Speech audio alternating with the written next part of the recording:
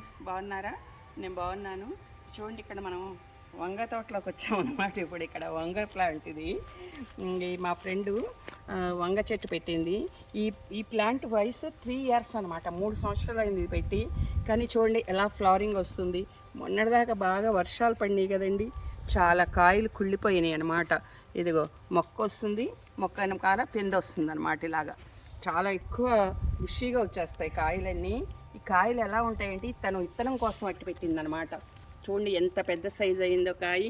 ఇలా పెద్ద సైజు 2 కాయలు విత్తనం కోసం అట్టి పెట్టింది తను. ఇదిగోండి ఇలా ఉంటాయి కాయలు. ఇంకా పెద్దగా కూడా వస్తాయి అన్నమాట. ఇంకా ఈ సైజు అవుతుంది కాయ. తను విత్తనాల కోసం చాలా కష్టపడింది కాబట్టి ఇలా అట్టి పెట్టింది.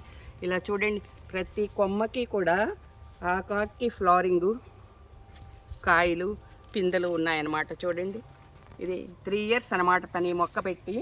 ఇంకో చూడండి, ఇది ఇప్పుడు ఒక కాయ ఉంది. ఇది ఇంకా చాలా పెద్ద సైజ్ అవుతుంది. ఇప్పుడు హార్వెస్ట్ చేయటం కుదరదు. తర్వాత నెక్స్ట్ హార్వెస్ట్ చేసేటప్పుడు మీకు చూపిస్తాను. ప్రతి కొమ్మకి కూడా ఫ్లవరింగ్ అనమాట. ఆ ఫ్లవరింగ్ వల్ల కాయ అవుతుంది. చాలా ఎక్కువ చెట్టు కూడా మొయ్యలేదనమాట, అంత కాయలు వస్తాయి. ఇది 3 years ఓల్డ్ ప్లాంట్. ఇది చూడండి, ఇది నెక్స్ట్ జేడ్ ప్లాంట్ అనమాట. ఈ ప్లాంట్ తను చిన్న కొమ్మ పెట్టింది, అది ఇంత స్ప్రెడ్ అయిపోయింది. ఈ జేడ్ ప్లాంట్ అనేది చైనా వాస్తులో ఎక్కువ వాడతారు. ఎందుకంటే ఈ ప్లాంట్కి మనీని అట్రాక్ట్ చేసేటటువంటి లక్షణం ఉందంట, మనీని ఆకర్షిస్తుందంట.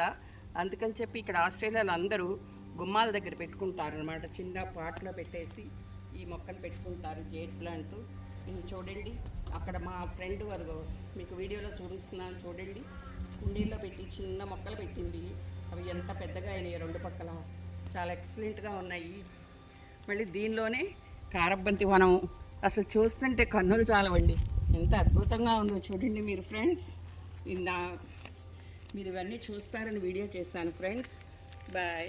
మీకు నా వీడియోస్ నచ్చితే లైక్ చేయండి, షేర్ చేయండి, సబ్స్క్రైబ్ చేయండి ఫ్రెండ్స్. మీ అమూల్యమైన అభిప్రాయాన్ని నా కామెంట్స్ రూపంలో తెలియచేయండి. Bye friends.